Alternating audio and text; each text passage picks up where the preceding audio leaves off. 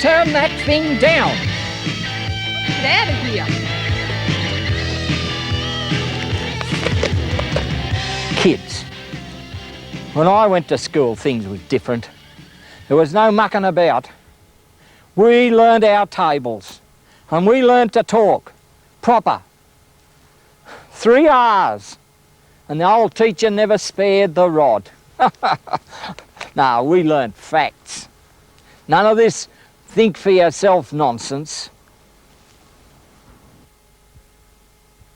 You know, change can be hard to cope with, and some things have been changing rapidly. Technology, society, and our education system. One change I've noticed is the move towards inquiry-based learning. We're encouraging students like you to become more independent by teaching you to find out things for yourself. Teaching you how to research.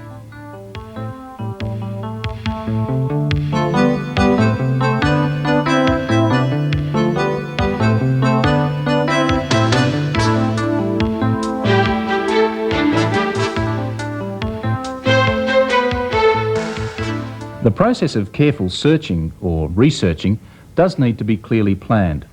Otherwise, we might collect a lot of useless information. We also have to interpret our data in a clear and unbiased way.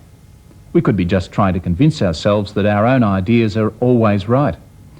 But if you follow a number of straightforward steps, a research assignment can be a thoroughly enjoyable and rewarding experience. Oh, research project. I can't stand it. It's totally frustrating. Okay, what's the fuss about this time? I've tried, but I just can't get it. What? I just don't know where to start with this project. What's it all about? Oh, well, it's for social studies with Robbo. All sounded great at the time, but now... Well, what's he asked you to do? It's all about work. That's the theme. We had heaps of discussions in class about work and what it means to, people at different stages of their lives. Not just what they do for a job, but other things like what's work for little kids, what it's like getting a first job, even what it's like being on the dole. Sounds interesting. Yeah, I guess. Well, we also watched a few videos. Then we had one of those brainstorming sessions. Especially ladies, actually, because ladies tend to work when they're younger. I know. Then they become housewives. Yeah, another thing with people working. It was pretty good, but I thought I had some really good ideas. I just don't know which way to go now. Any use talking to me about it? Well, go back to Mr. Robinson. He seems a pretty friendly sort of guy. Yeah, I guess so.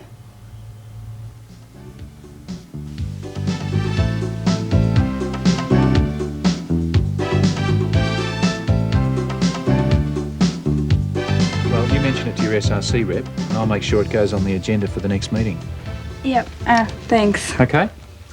Mr. Robinson, have you got a couple of hours spare? Well, you're stuck. Won't take that long, will it?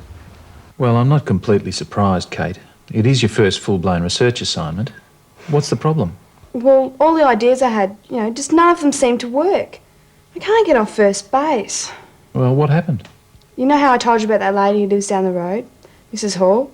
Well, she's got flash car, the works, everything you'd want. But she often seems pretty tense, hassled. What do you mean, stressed? Well, yeah. See, I wanted to find out about her job, what work really meant for her, whether the pressure was really worth it. But when I asked her, she seemed pretty uptight. She was really rude to me. Well, could it have something to do with the way you approached her? Your timing, perhaps? Yeah, it could have been. Mightn't have even been the best time to ask her. Mrs. Hall, can you help with my project? Get lost, kid. Can't you see I'm in a hurry? Yes, well, I don't think you're the first student to have that problem, Kate. When you approach a person, you have to be really careful in the way in which you do it, particularly if you want them to help you. Yeah, but I drew a blank with my next idea as well. Well, my little brother does all these kinds of jobs, paper run, that kind of thing. They really get exploited, those little kids. They get paid about, I suppose, $4 a week for doing all this work. And I'd really like to work out, what it's like for a number of little kids. But I didn't really get far. He said he'd be in it if I paid him. Well, look, you've got 16... Actually, you better make it 15 weeks now. So you better come up with a good idea fairly quickly. What about the other end of the age scale? Have you thought about, say, elderly people? Come on. Once you're not working anymore, what's left? I mean, once you pass 50, there's definitely nothing. You're over the hill. Hang on a minute. In 10 years' time, I'm going to be 50 and I don't intend to lie down and die. Sorry, but I still think I'm right. Actually, I think I've got a good idea there. I really do reckon that old people lead really boring lives. There isn't really much for them to do. Maybe we could do something about it. Well, you could start with a case study. Is there an elderly person you know? Mum's not really old enough, but there's Gran. She'd do. I haven't seen her for a while. I think she just sits at home and watches TV all day. Not that there's anything wrong with that. This might work. I'll be more careful this time. I'll check it out. Simply getting started can certainly be the hardest stage of any project. Now, there are different ways you can go about a research study. We're going to follow a procedure that has worked successfully in a secondary school for a number of years. But no matter how you go about research or what the subject area is, the same basic principles apply. Once the general theme for a class project is decided, there are a number of techniques for helping to generate ideas. Discussions with the class, brainstorming, talking to family and friends, reading any material related to the theme, like newspapers, magazines and books. But as we've seen, sometimes getting the idea can be easy. It's choosing a workable topic that's important. It's a really good idea to think about your own interests. You're more likely to stick with a topic that you really have an interest in. Also, think about the resources that you have, the people you know, including your family and friends, your skills, and the tools available to you. Then, when you've got a solid idea for the project, it needs to be tailored into a question or an inquiry statement. So if Kate had gone ahead with her first idea about Mrs. Hall, her question could have been, how much stress are female business executives under compared to male executives? Next, state the reasons why you want to do the study. Maybe in this case it was personal. Kate was wondering whether she wanted to go into a business career herself. Then the inquiry statement can be used to form what is called an hypothesis. It's a Greek word and it really means an educated guess. In other words, it's the idea or hunch that you want to investigate. So it might have been female executives are under more stress than male executives doing similar jobs. Then we need to look carefully at this statement and state the reasoning or rationale behind it. Of the business people Kate knew, perhaps only the women seemed affected by stress. Next, ask more questions. We can call these key questions. They give a structure to the whole project. They're the smaller questions which the main inquiry statement can be broken into, sort of bite-sized questions. It's the answers to these which test the hunch or hypothesis so that conclusions can be drawn. If we look at the same example of Mrs. Hall, the key questions could include, what is a business executive?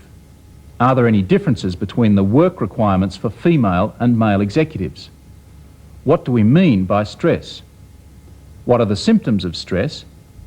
How do we measure stress? Once the topic is in this form, then you can start. But let's get back to the action. Do you reckon she'd be in it? I reckon Grandma would cooperate, but what exactly is it you're trying to prove? Well, that's my next problem. I've got to go and work that out. Okay, first a title. Quality of life for the aged. What's next? Inquiry statement. Old people. What does work mean for them? You know, do old people work? Well, hang on, they can't. They wouldn't get the pension if they did. Maybe that's the reason they're so cranky. Nothing to do anymore. No job. That's it. I've solved the problem before I even started. Give them all jobs. Well, okay. Are old people happy? No. Are old people living satisfying? Oh. Mum? Yeah? What's the problem? Well, I'm looking for this word, but I can't actually find it. It means sort of like, are old people living happy or sort of, do they feel okay about their lives? Satisfying, perhaps? Isn't bad? Maybe fulfilling? That's it.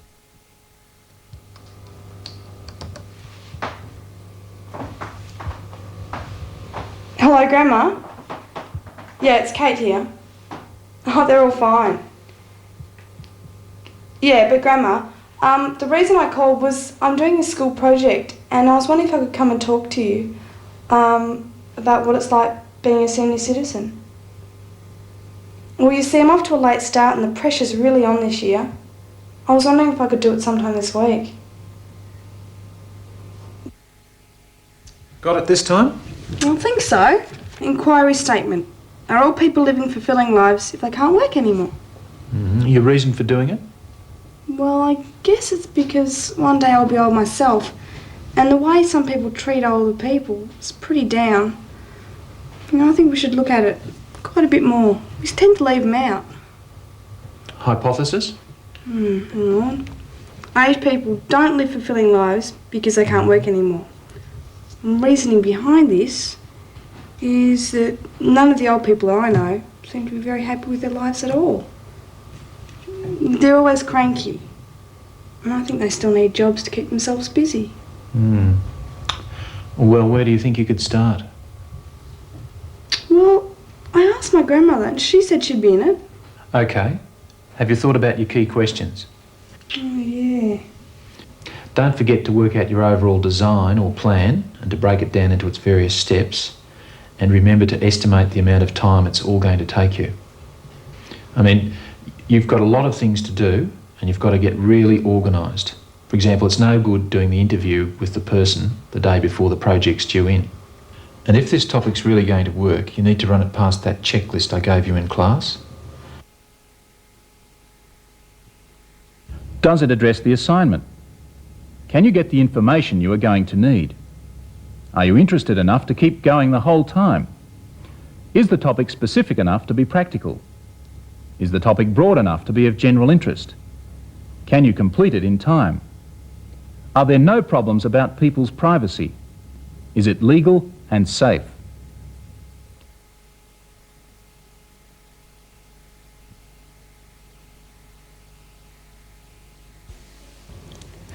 Well, this is what I've got so far. My key questions. Who are aged people? What is a fulfilling life? That could be a tough one. Maybe I could ask different people what they think and come up with a general idea. How do you measure how fulfilling somebody's life is? Oh, now it starts to get complicated. And then what do I mean by work? Oh, when I've got those answers, then I can ask Gran some of the questions and that'll give me the rest of the information I need. Now the time plan. Well, it shouldn't take long to work out those answers. But the next one could take at least maybe a week. And even number 3, well, that could take another 3 or 4 days. Spend a couple of days with Gran, but I still have to fit it in with everything else. Another week. Leaves me 12 weeks to work out the results and write it up. I wonder why he's given us so long. Oh, and then there's a checklist.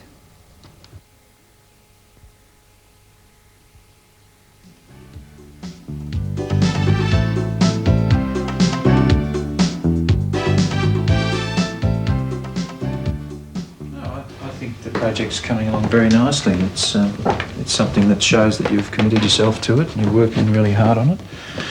There are just a couple of things that I'd like to mention. I think it's a bit too specific.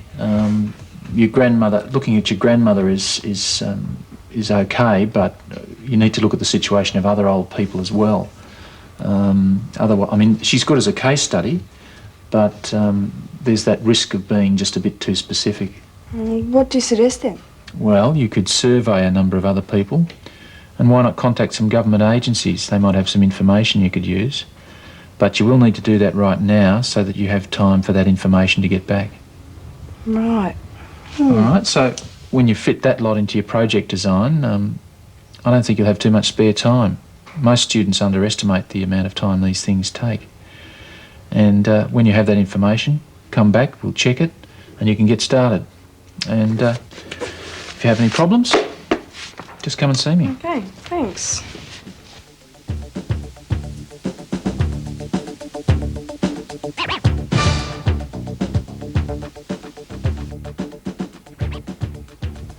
New project design and time plan okayed. Here we go. First on the list. Who are aged people?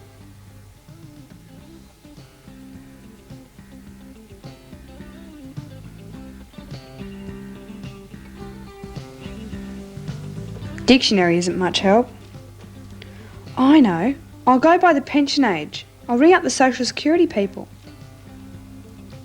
What's next? Fulfilment. And work. Back to the dictionary.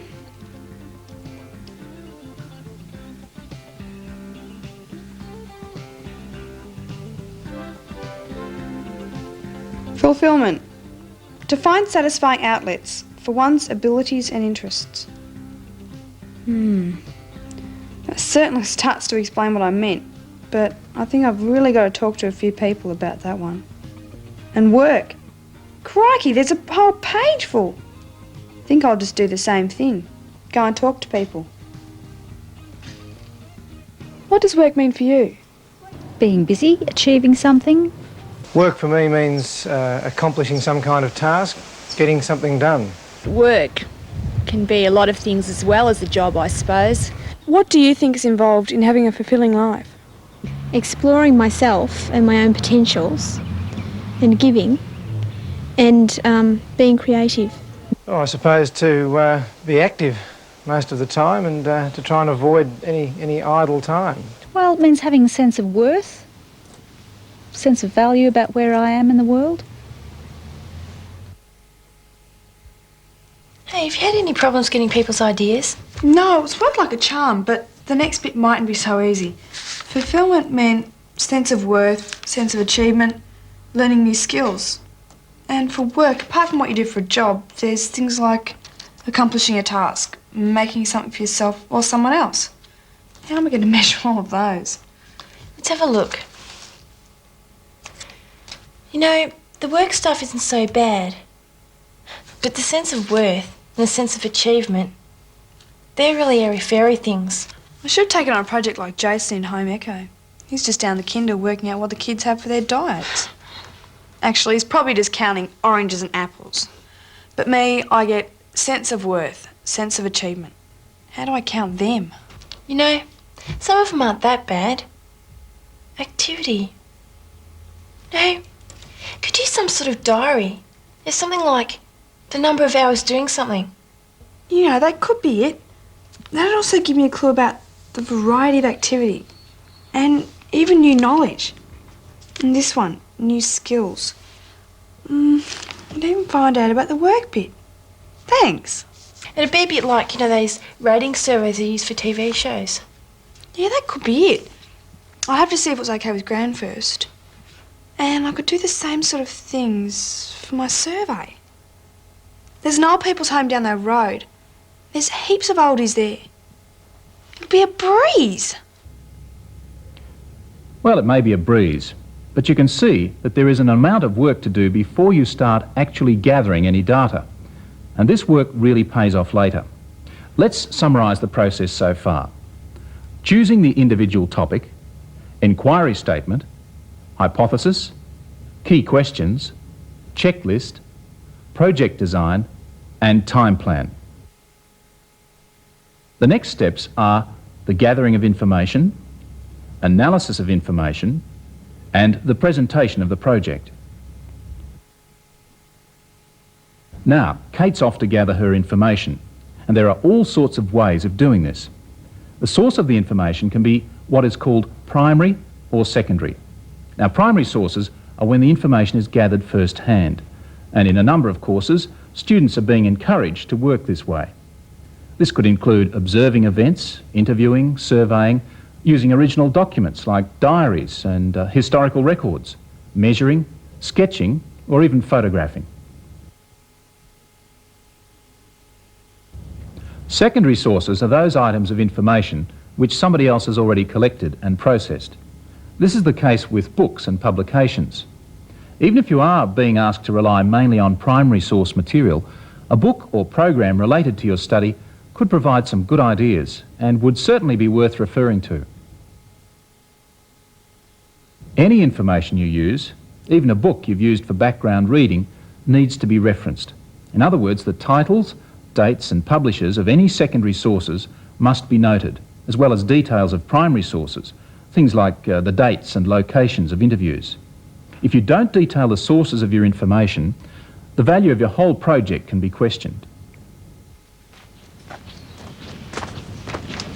Hi, Gran, how are you? Hello, Kate. I haven't seen you since before Christmas. Come along in.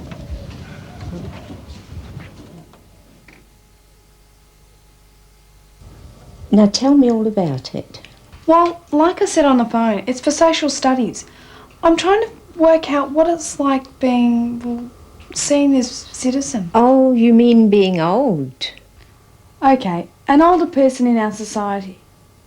I want to know whether old people are living fulfilling lives. Have you got any ideas? Well, I don't look forward to being old. There's so many things I do now that I just don't think I'll be able to do when I'm older. Well, how do you want to do it? This is the sort of thing I've got in mind. It's just like a diary, but it's only a rough copy. I wanted to see if it was okay with you first. Now, what all you do is write down the time you spend doing the activity. And you don't have to be too accurate with it. Just to the half hour or so. It sounds interesting, but I might forget. Oh, it doesn't matter if you forget. Does this mean you'll do it? Well, it might do you good. You might learn something. How many sections do you think I should do for each day? 3 or 4? Make it 10 and leave a bit of space. I might get a bit busy. That many? Okay, I'll bring it round tomorrow for you. Here's the work of art. All you have to do is write down the activity you do, how long it takes you, and then write down comments. What it felt like when you were doing it. Oh, righty-ho. I'll start tomorrow.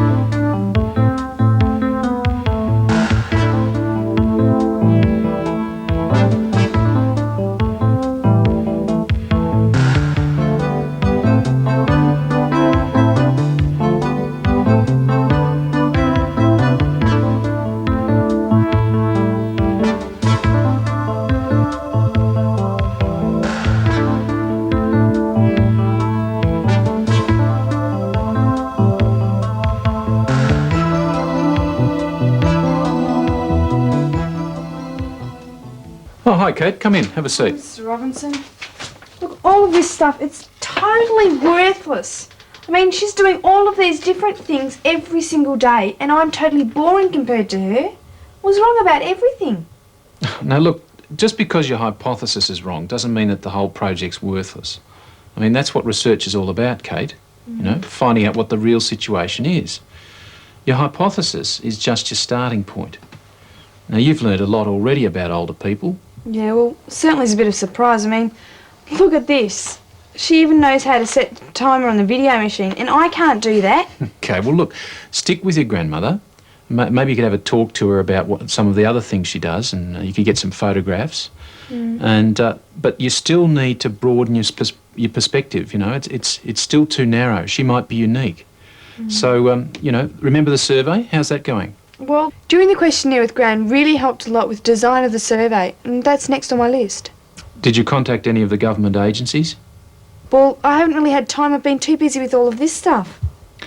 Look, Kate, your time plan won't be much good to you if you don't look at it.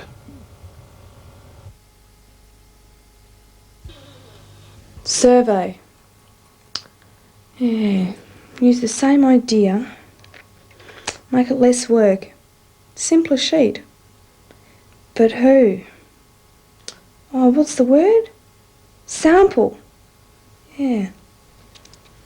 I've got to be careful that I get a reasonably average sample. The old people's home would be easy, but they're not exactly average old people. Gran's friends. Well, same problem. They're probably going to have similar interests, and they might be a bit unusual too. How could I get a good cross-section? I know. Use the school. Robbo reckon we should think of the school as a resource. There must be a lot of kids at school with grandparents, and, well, I could send a sheet or letter home with the kids. Use the school photocopier. But first I have to change the sheet a bit. Oh, yeah, and that letter too. Oh, hi, Kate. How's the project with the oldies going? Not exactly the way I expected. What's the problem? Too many meals on wheels? What's next? Well, I'm going to stay with my gran for a few days during the holidays next week. I'm going to go around with her and see what she does. According to her timetable, I'm going to be flat out.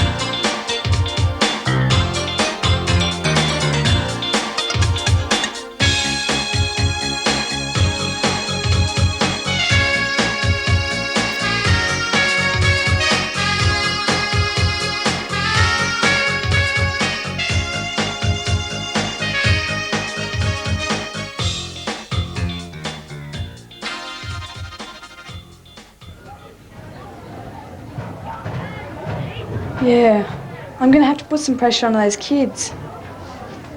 Oh, hi Sam. Have you got that survey sheet I gave the other day? Oh, no, I'm really sorry, Kate. I wrote a note on the back of it and I'm pretty sure I've thrown it out. Oh, no. Sorry. Sorry, I forgot all about it. Oh, come on, Jenny. It's really important to me.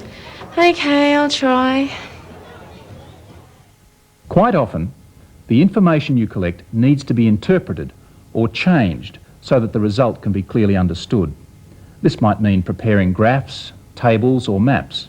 Mr. Robinson? Yes. Look, I finally got back half of the survey forms that I sent out. I guess that isn't too bad. I've roughed out this graph of my results, and I think it looks like my gran's a bit special. But, you know, it certainly seems like a lot of older people are a lot more active than I thought. You know, I reckon I've underestimated a lot of them. They do work, but not actually in a job. What about the government people? They'd give you the broader perspective. Well, yeah, I wrote the letter a few weeks ago. I haven't got any reply yet. Oh, no, surely I explained. A telephone call would have been much better. You know, get onto the right person. You'll send it? Oh, great. Yeah, I can understand you must have a lot to do. Well, if you've got anything else to do with old people or activities in the community for them, that'd be really useful for me. Yeah. Okay, thanks a lot. Bye. Okay, now let's start putting it together. The presentation of the report is the very important final stage. Up to this point, a lot of work has gone into the project, and now the careful crafting of the finished product is really worthwhile. Here, it's a very good idea to consider including not just written work, but also other ways of presenting your results. First, state your hypothesis and the background to it. This could include the inquiry statements and the reasons for the study, the reasons for your interest in the subject, and your reasoning behind the hypothesis. The findings can be divided into a number of sections, with each key question that you have used becoming a subheading. Present the information you have collected together with your write-up of how this information is relevant to the key question and what you conclude from it. Of course, these findings may include graphs, maps and photographs. But if the information can't be put on a page, refer to it. This might be the case with a video or audio tape. Next, the conclusions, which can include, as subheadings, an evaluation of the hypothesis, an evaluation of the limitations of the project, an evaluation of the success or usefulness of the project. A reference list contains details of all the sources of information, and footnotes can show where these have been used. An acknowledgement section names peoples and organisations who have helped with the project. Appendices include any examples of things like questionnaires and survey forms used to collect the data. And an index will also be very helpful to anybody looking at your project.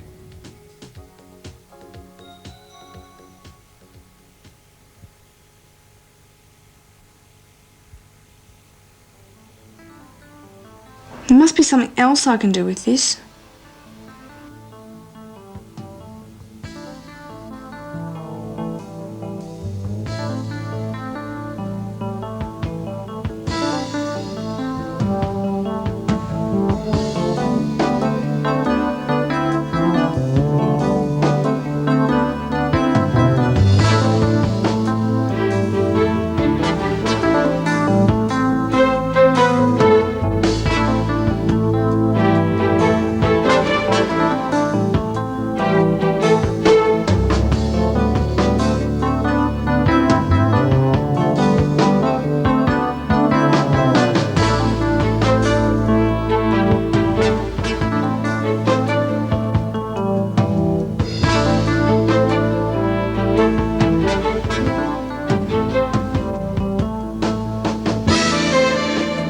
Actually, you know, I never did learn to do much when I was at school. At a terrible time, really. Maybe I could have a go at some of them adult education classes. Always fancied myself having a go at one of them computer things.